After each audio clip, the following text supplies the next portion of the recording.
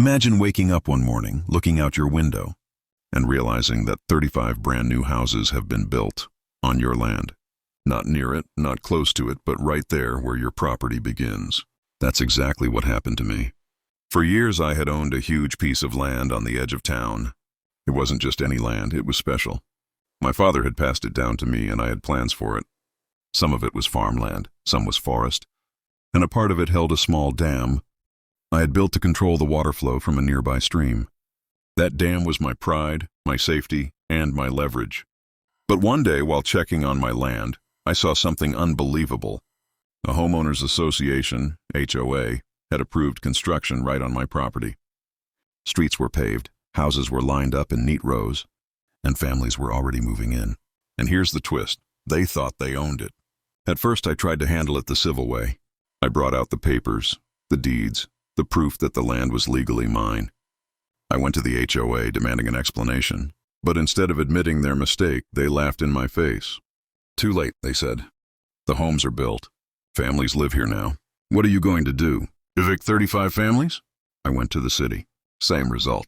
Somehow permits had been pushed through, signatures forged, and money exchanged behind closed doors. Everyone turned a blind eye. The HOA even had the nerve to send me a letter demanding that I stop, trespassing on what they claimed was community property. Imagine that. My own land stolen and I was suddenly the criminal. But they didn't know one thing. They didn't know about the dam. You see, years ago I had built a dam at the back of my property. It wasn't massive like you'd see in a city, but it was strong enough to hold back thousands of gallons of water from the stream that ran through the land. That dam had a simple purpose: irrigation for my crops and protection from flooding. But after what the HOA had done, the dam became something else, a secret weapon. Because here's the truth, the land where those 35 homes were built, it sat right in the natural floodplain. That's why my father never built there.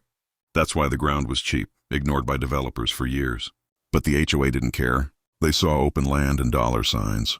And I knew, with just one pull of a lever, I could change everything. I'll never forget the night I made my decision.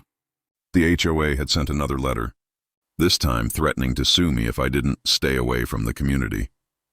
That was the final straw. So under the cover of darkness, I walked to the dam. The air was cool, the moon high, and the sound of rushing water echoed all around me.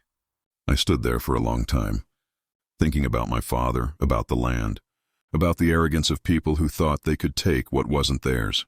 Then I pulled the lever.